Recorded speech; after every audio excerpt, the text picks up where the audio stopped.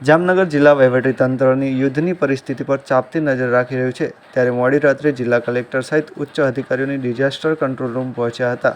જામનગર જિલ્લા collector Ketan Thakkar, municipal commissioner DN Modi, police અધિક્ષક પ્રેમથુક ડેલુ, નિવાસી અધિક કલેક્ટર શ્રી બીએન ખેર, નાયબ municipal commissioner Zala, chief fire officer K Bishnoi સહિતના ઉચ્ચ અધિકારીઓ હાલની યુદ્ધની પરિસ્થિતિ પર સતત ચાંપતી નજર રાખી રહ્યા છે.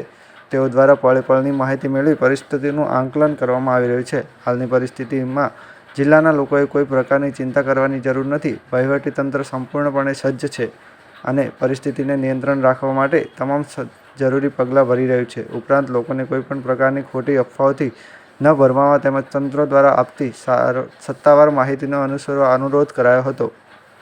કોઈપણ તાત્કાલિક માહિતી અથવા સહાય માટે જિલ્લા ડિઝાસ્ટર કંટ્રોલ રૂમ 0288255340 પર સંપર્ક કરવા જણાવ્યું હતું. Bureau report Sanjeev Rajput, Jamnagar.